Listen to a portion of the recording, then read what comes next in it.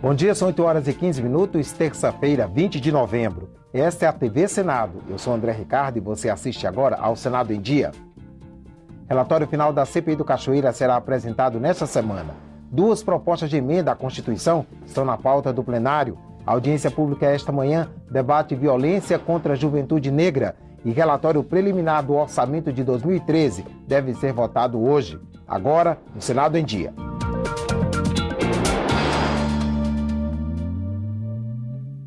Nesta semana será conhecido o relatório final da CPI do Cachoeira. O relator já adiantou que vai pedir o indiciamento de quem foi convocado, mas ficou em silêncio na comissão mista. Pelo Twitter, o presidente da CPI do Cachoeira anunciou: o relatório será entregue nesta terça, mas só será lido na quarta-feira. O senador Vital do Rego atendeu ao relator, deputado Odair Cunha, que pediu mais tempo para a impressão das cópias do texto. Também pela internet, o relator garantiu que o texto será contundente e que vai pedir o indiciamento de todos os depoentes que se recusaram a falar na CPI. Entre os que foram convocados, mas ficaram em silêncio, estão Carlinhos Cachoeira, a mulher dele, Andressa Mendonça, o ex-diretor da construtora Delta no Centro-Oeste, Cláudio Abreu, e o dono da empresa, Fernando Cavendish. Insatisfeito, um grupo de parlamentares promete entregar um relatório alternativo ao Ministério Público. Achamos, por exemplo, que o relatório da CPI tem que constar o indiciamento do senhor Fernando Cavendish, o indiciamento do governador de Goiás, a quebra do sigilo das 12 empresas que receberam recursos da Delta. Então, representação nesse sentido, nós deveremos entregar na próxima quarta-feira, ou melhor, nesta quarta-feira, ao Procurador-Geral da República, e essa representação, óbvio, será base para um voto separado. Odair Cunha chama o grupo de estridente e classifica como ameaça o pedido de investigação antes de ser apreciado o relatório final. O deputado diz que tem a responsabilidade de apresentar um texto consequente. Às vésperas da leitura do relatório final, ainda chegam documentos à CPI. Nesta segunda-feira, a comissão mista foi informada pelo Supremo Tribunal Federal de que o governador de Goiás, Marconi Perillo, está protegido por um habeas corpus e não poderá mais ser convocado a depor. Em quase 7 meses, a CPI do Cachoeira fez até agora 32 reuniões, votou quase 600 requerimentos e chamou a depor 35 pessoas. Mais da metade ficou calada. A pauta do plenário está destrancada. A expectativa é de que os líderes se reúnam nesta semana para decidir que projetos devem ser votados. A repórter Sheila Assunção tem outros detalhes. Na ordem do dia constam 2 propostas de emenda à Constituição, que precisam de 49 votos para serem aprovadas. Uma delas é a chamada PEC dos precatórios, que trata das dívidas de governos resultantes de ações judiciais. A proposta reabre até 31 de dezembro o prazo para que estados, municípios e o Distrito Federal façam adesão ao sistema.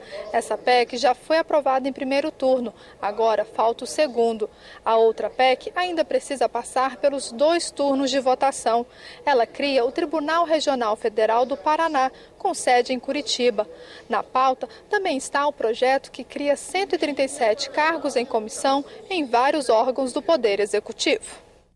O relatório preliminar do orçamento de 2013 deve ser votado hoje, apesar de ainda não haver acordo entre o governo e a oposição. O prazo é fundamental, segundo o relator, para que o texto esteja pronto até 22 de dezembro, quando termina o ano legislativo. O relatório preliminar deveria ter sido votado em outubro, mas, segundo o relator, o atraso não vai atrapalhar a aprovação do orçamento. Nós estamos trabalhando para votar esse relatório preliminar, porque é fundamental nós aprovarmos o relatório preliminar, porque a partir daí é que começa a contar prazo para as emendas serem feitas, as discussões de bancada, ou seja, nós temos 10 dias então para começar o trabalho dos relatores setoriais. Nós já estamos com o prazo muito curto, então é fundamental que haja um entendimento entre as lideranças. Por decisão do Supremo Tribunal Federal, ao contrário do que queria o governo, deputados e senadores também terão que analisar propostas de aumento salarial para servidores do Judiciário e do Ministério Público. O reajuste pode chegar a cerca de 30%. O Supremo determinou, através de medida liminar, tanto o ministro Joaquim Barbosa quanto o ministro Fux, que o Congresso pudesse apreciar as propostas do Ministério Público e também do Judiciário. Isso será feito. Confira agora a agenda das comissões do Senado para amanhã desta terça-feira. Audiência pública na Comissão de Direitos Humanos para debater a violência contra a juventude negra do Brasil. Entre os convidados, os ministros da Justiça, da Saúde, da Secretaria de Políticas de Promoção da Igualdade Racial e da Secretaria-Geral da Presidência. Na Comissão de Educação, um dos itens da pauta é o projeto que estabelece a fluência oral dos alunos como objetivo do ensino de língua estrangeira na educação básica. A Comissão de Meio Ambiente, Fiscalização e Controle tem na pauta o projeto que submete anualmente as agências reguladoras à auditoria operacional realizada pelo Tribunal de Contas da União. A Comissão de Assuntos Econômicos está prevista para logo mais às 10 horas da manhã. Quem traz informações sobre a pauta da comissão é o repórter Hermes Coelho, que está ao vivo no Túnel do Tempo daqui do Senado. Bom dia, Hermes. Bom dia, André Ricardo. Na pauta da reunião da Comissão de Assuntos Econômicos desta terça-feira constam 11 itens. Entre eles, um projeto de lei de autoria do senador Fernando Collor, que estabelece medidas para incentivar a produção e o consumo de energia limpa. O relator da matéria na comissão é o senador Walter Pinheiro. Senador que também relata outro projeto de lei que deve ser votado esta manhã. É um projeto que retira a exigência de valores máximos para o financiamento e compra de imóveis no sistema financeiro da habitação. O autor da matéria é o senador Lobão Filho. Outro projeto que deve ser votado na reunião de hoje é de autoria do então senador, hoje ele é governador do estado do Goiás, Marconi Perillo.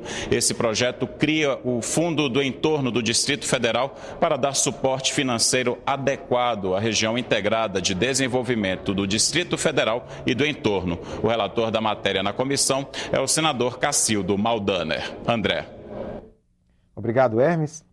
O fim do fator previdenciário foi tema de debate ontem na Comissão de Direitos Humanos e Legislação Participativa.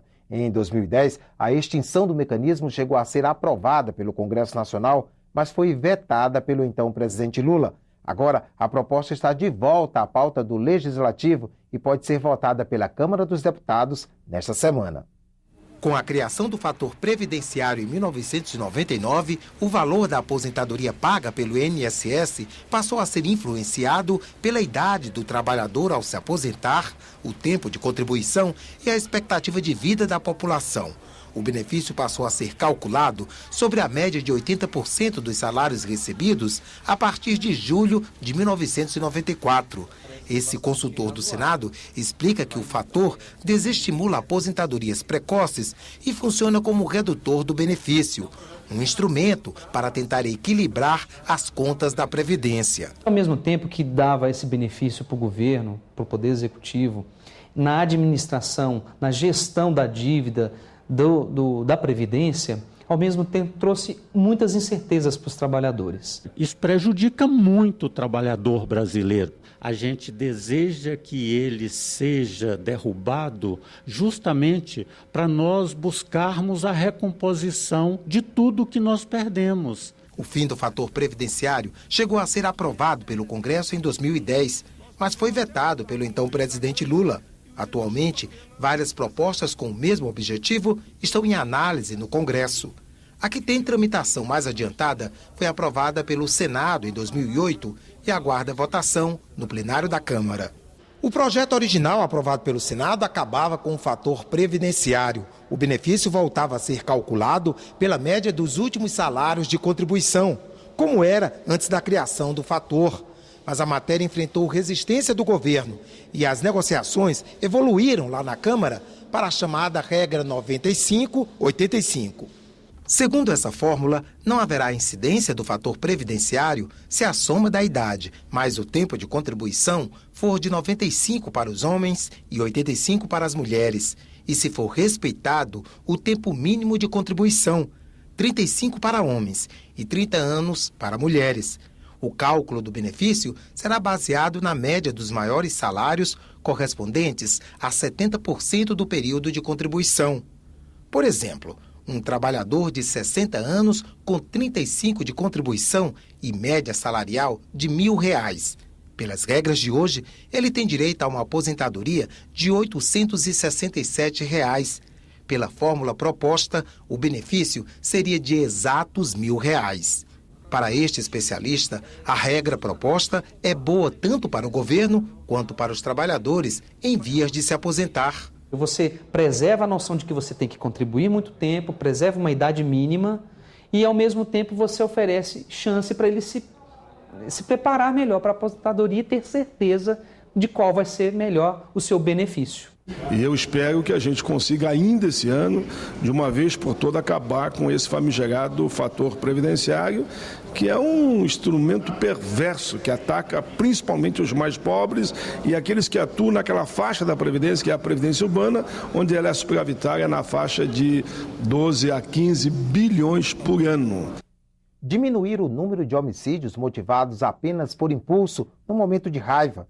Esse é o objetivo da campanha Conte Até 10, apresentada ontem por representantes do Ministério Público ao presidente José Sarney. Conte até 10. A raiva passa e a vida fica. Paz. Essa é a atitude. A propaganda é do Conselho Nacional do Ministério Público. Os procuradores apresentaram a campanha ao presidente do Senado, José Sarney, e alertaram para o número elevado de homicídios causados por motivos banais. Em 16 estados que já nos forneceram as informações, que o percentual chega, em média, a 50%. Com alguns estados nós chegamos a 80% de homicídios que acontecem apenas porque a pessoa perde a cabeça ou porque tem a violência como algo banal no seu dia a dia. Se tivesse uma atitude diferente naquele momento, teria evitado uma tragédia. O presidente do Senado defendeu que as pessoas investigadas por homicídio aguardem o julgamento na prisão. Tivemos 1.090.000 mortos por homicídio no Brasil durante 30 anos. Isso significa mais do que todas essas outras guerras localizadas e conflitos que nós verificamos no mundo inteiro. É preciso que no Brasil o sujeito que mate tenha consciência de que ao matar ele também está perdendo a sua vida. Ele está destruindo uma vida, mas perdendo a sua. Tomaram posse ontem 27 jovens senadores, um de cada estado e do Distrito Federal. Eles venceram o concurso de redação do Senado e vão legislar por 3 dias. Antes da posse, os estudantes participaram da cerimônia de premiação. A família, os colegas de escola e os professores. Essa foi a plateia que recebeu os 27 estudantes de escolas públicas finalistas do concurso de redação do Senado. O tema era Meu Município, Meu Brasil.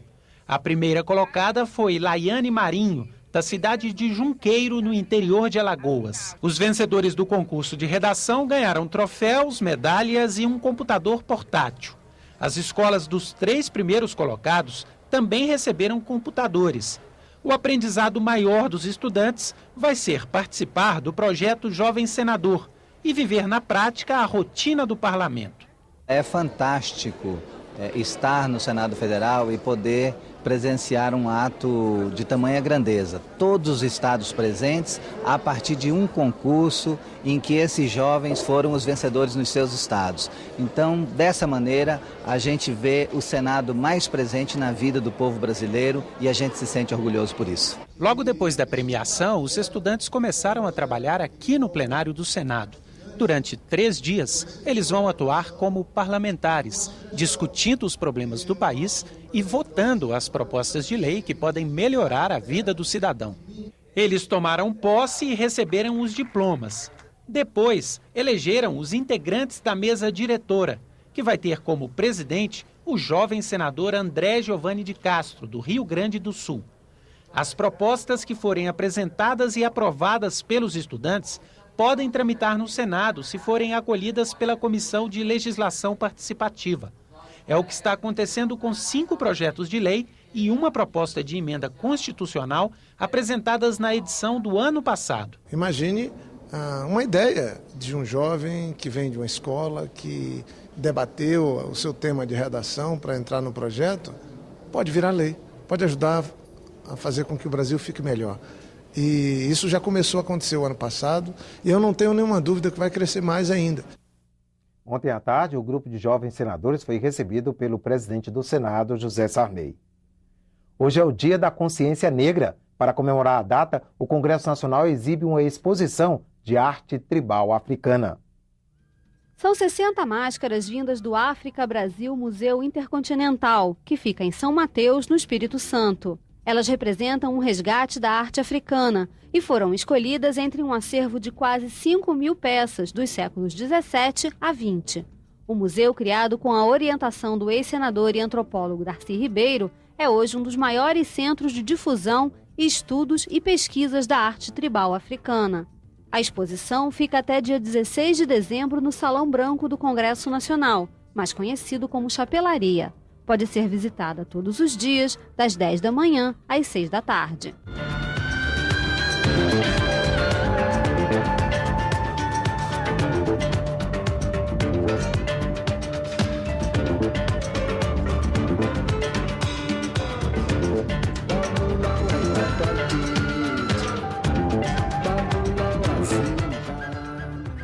Em Dia termina aqui. No decorrer da manhã, você acompanha outras informações nos boletins do Senado Agora. Enquanto isso, continue assistindo a nossa programação.